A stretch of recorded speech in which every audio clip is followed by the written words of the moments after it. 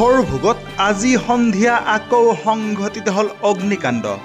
উল্লেখযোগ্য যে বৰপেটা জিলাৰ হৰভোগ আৰক্ষী থানাৰ অন্তৰ্গত যি কলবাৰী গাঁও, এই কলবাৰী গাঁৱৰ গাঁওবুঢ়া কুলধৰ দাসৰ খুৰাক দিবাকৰ দাসৰ ঘৰত আজি সন্ধিয়া প্ৰায় 7মান বজাত সংঘটিত হয় এক ভয়ানক অগ্নিকাণ্ড। আৰু এই অগ্নিকাণ্ডৰ সূত্ৰপাত হয় দিবাকৰ দাসৰ গোহালি ঘৰৰ লগতে ষ্টৰ ৰুমত। মন কৰিবলগীয়া আজি প্ৰায় এমাহ আগতে কলবাৰী গাঁৱৰ গাঁওবুঢ়া কুলধৰ দাসৰো প্ৰায় 4 বিঘা মাটিৰ সোণালী ধাননিটো অগ্নিসংযোগ কৰিছিলে কোনোবা দুষ্ট চক্ৰই, আৰু ফলত সম্পূৰ্ণৰূপে জ্বলি ভস্মীভূত হৈ পৰিছিলে কুলধৰ দাস তথা তেখেতৰ দেউতাক কবিৰঞ্জন দাসৰ প্ৰায় 4 বিঘা মাটিৰ সোণালী ধাননি।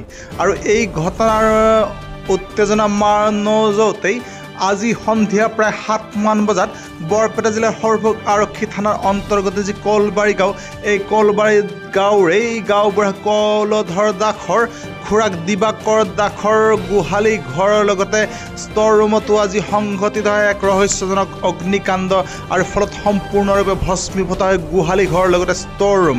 অৱশ্যে খবৰ অনুসৰি কোনো লোক হতাহত হোৱা নাই এই অগ্নিকাণ্ডত, আৰু ঘটনাস্থলীত উপস্থিত হয় সেই অগ্নি নিৰ্বাপক বাহিনীৰ 3খনকৈ বাহন আৰু সক্ষম হয় অগ্নি নিৰ্বাপন কৰিবলৈ। কিন্তু দিবাকৰ দাসৰ পৰিয়ালৰ অভিযোগ অনুসৰি তেওঁলোকে অগ্নি নিৰ্বাপক বাহিনীক খবৰ দিয়াৰ পিছতো বহু পলমকৈহে উপস্থিত হয় অগ্নি নিৰ্বাপক বাহিনীৰ দল।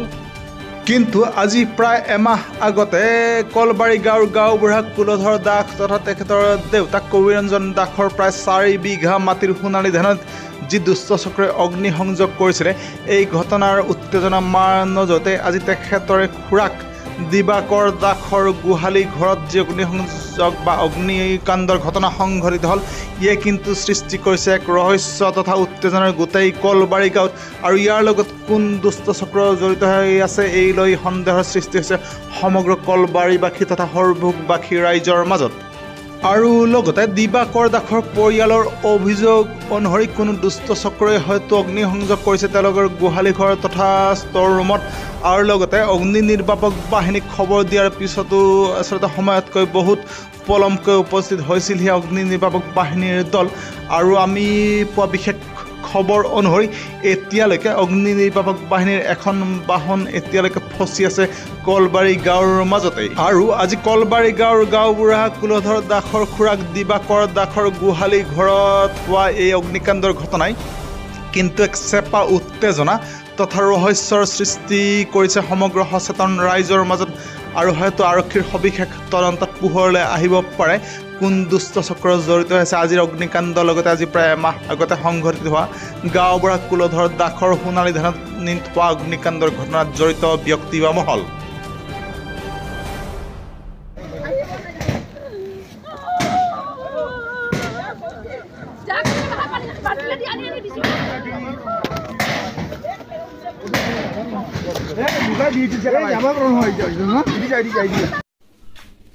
আপোনালোকৰ যে এই যে অগ্নিকাণ্ডটো সংঘটিত হ'ল, কি মানে কেনেকৈ সংঘটিত হ'ল? এই যে সংঘটিত মানে আমি ঘৰৰ মানে মোৰ ৱাইফ আৰু মই টিভি চাই আছিলোঁ। তাৰপিছত আমাৰ সৰু ল'ৰা আৰু মোৰ বোৱাৰী তাহাঁতে আছে ঘৰৰ ভিতৰত।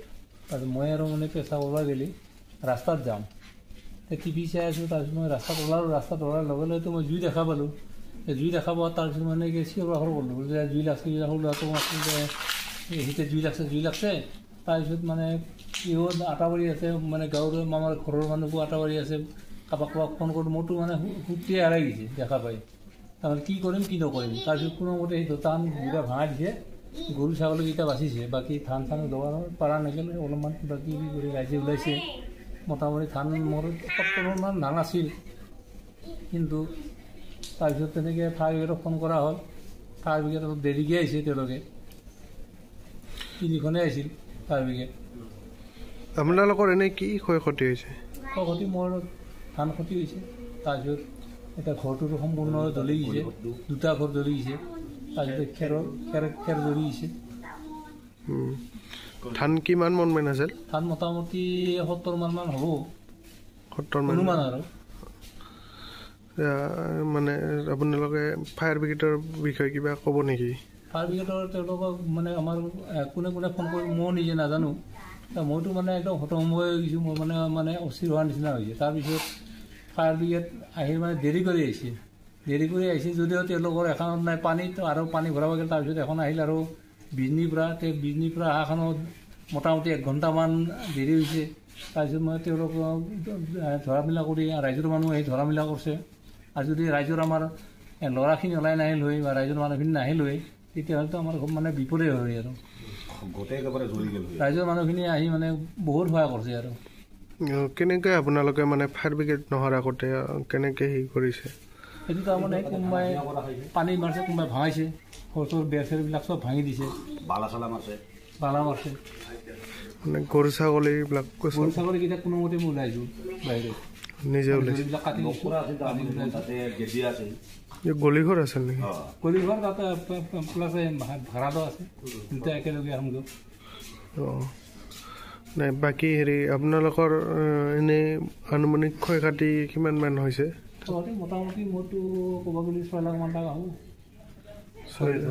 অঁ, ঘৰে চৰে গোটেই তাৰমানে এইটো একদম ষ্ট'ৰ ৰুমৰ নিচিনা আৰু তাতে গোটেই আছিল টাউন চব গোটেইবিলাকে বস্তু থোৱা হয়, তাতে চব বস্তু থোৱা হয়। মানে জুইটো কেনেকৈ লাগিছে এইটো আপোনাৰ? জুইটো এতিয়া কেনেকৈ লাগিল মানে মই নিজেও ক'ব নোৱাৰিলোঁ। মোৰতো সম্ভৱ এইটো সন্দেহ এটা, কোনোবাই নিশ্চয় লুগাই দিছে কিজানি। আৰু জুইটো মই পিছফালৰ পৰা অহা দেখা পাইছোঁ, মানে জুইটো পিছফালৰ পৰা লাগি আহি আছে। মই যেতিয়া দুৱাৰমুখ পাইছোঁ, দুৱাৰমুখ পোৱাৰ লগে লগে মই জুই পোহৰ দেখিছোঁ। তো পোহৰ দেখাৰ লগে লগে মানে চিঞৰ দিছোঁ আৰু জুই লাগছে। এই বস্তু ডাইৰেক্ট ওলাইছোঁ মই, ওলাই কেনে মানে কি ডাইৰেক্ট বেয়াখন মানে হেৰি কৰিছোঁ তাতে দৰ্জাখন পৰিছে। এতিয়া মানুহ এতিয়া কোনে লুগাইছে, কাৰ কি কৰিছে, মানে কেনেকৈ ধৰিম সেইটোৱে কথা। আপোনালোকৰ ওপৰেদিতো এইটো 11,000 নাই লাইন গৈছে, 4 লাখৰ 4 লাখৰ এইটো লাইনটো গৈছে। আপোনালোকে এইটোত কিবা অসুবিধা হৈছে নেকি? নাই, শ্বৰ্ট চাৰ্কিটত অসুবিধা একো নাই। লাইনৰ কোনো অসুবিধা নাই, কাৰণ আজি ইমান বছৰ হ'ল লাইন যোৱা, আমি কোনো তাত টিভিৰ বা প্ৰব্লেম পাইছোঁ না, ৰেডিঅ'ৰ পাইছোঁ না, কি পাইছোঁ, একো প্ৰব্লেম পোৱা নাই। মানে আপোনালোকৰ সন্দেহ মানে কোনোবাই এইটো সন্দেহ মানে সেইটো কোনোবাই লুগাই দিয়াটোৱে সন্দেহ, মানে দুষ্কৃতি কাটি কোনোবাই হেৰি কৰিছে। আৰু পানী দিয়াৰ আগতে আমাৰ সেই মোৰ মাজু ডেকাৰ তেওঁৰ সেই ধানৰ পুলি আছিল, আৰু মোৰো আছিল তাৰ লগতে। আজি 1 মাহে হোৱা নাই তাত জুই জ্বলাই দিয়া, তাৰপিছত মোৰ ইয়াতে হ'ল। তেখেতৰো মানে জুই লগাই দিছে। মোৰ মাজু হয় হেৰি তাতে 4 বিঘা ধান মানে হেৰি কৰিছে, মোৰো আছিল এটা ধানটো, কিন্তু মোৰটো কোনোমতে আছিল। আপোনালোকৰ ঘৰত কিবা VDP এনেকুৱা আছে নেকি? VDP আছে, VDPটো চেগাতে আমাৰ ঘৰতে আছে। অঁ, কিবা এতিয়া ডিউটি চিউটি এইগিলা ডিউটিটো আমাৰ ধানটো তাতেতো নহয় না, যেতিয়া তাতে 26 জানুৱাৰী আহে সিদিনা আমাক কয়, বা তাতে কি 15 বছৰ আহিলি। আৰু এইটোতো তাতেতো জুইটোতো একেবাৰে তাতে 7টা মানতহে হেৰি কৰিছে। কাৰোবাক এনে সন্দেহ কৰে নেকি? সন্দেহ মানে ইটানৰক কবি আমিও আছোঁ ৰুমত, এইফালে তাতে দেউতাখনো আছে ইয়াতে। তাতে দেউতা তাতে কি চিঞৰাৰ পিছত তাৰ তাৰমানে তাতে কি হ'ল ঠিক আছে, তাতে মানে হেৰি কৰা খালি মই ওলাই আহিলোঁ, চাওঁ যে পূৰা জুই কৰে পেৰ কৰি ফটো মানে ফুটি আছে। ময়ো আহি কেনে ডাইৰেক্ট মানে কি দৰ্জাখন তাতে মানে লক কৰা আছিল, ভাঙাই কেনে তাতে গৰুকেইটা ওলাইছে। ওলোৱাৰ পিছত কিবা মাছ আৰু তাতে হেৰি কৰিছে না, মটৰটো আছে, ডাইৰেক্ট চুইচটো দি কিনে অলপমান মাছ আৰু তাতে মাছো আৰু পানী, কিন্তু অলপ অলপ পানী জুই মানে উঠছে।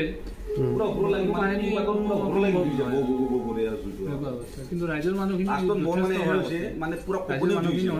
বিপদে কমনি উঠিছে, মানে মোবাইল ওলাইছোঁ, ওলাই কিনে ইংগিংকে মানে কি তাতে মানে ওলাইছোঁ হেৰি কৰি তাতে কি ফোন মাৰি আছোঁ মই। আপোনালোকে কিবা চৰকাৰৰ ওচৰত কিবা মানে আহ্বান জনাব নেকি এই ক্ষেত্ৰত? নিশ্চয়তো জনাবই লাগিব, কাৰণ কিয় যিহেতু ক্ষতি হৈছে, এতিয়া ক্ষতি হোৱা হিচাপে এইটো যিখিনি ক্ষতিপূৰণ পাব লাগে, চৰকাৰে এতিয়া কি কৰে। আপোনালোকে কিবা ঘৰৰ পৰা মানে টাউন ইঞ্চুৰেঞ্চৰ এতিয়া কিবা কৰি থৈছিল নেকি? নাই, কৰা নাই। কলবাৰীৰ পৰা অজয় কুমাৰ ৰায়ৰ ৰিপৰ্ট।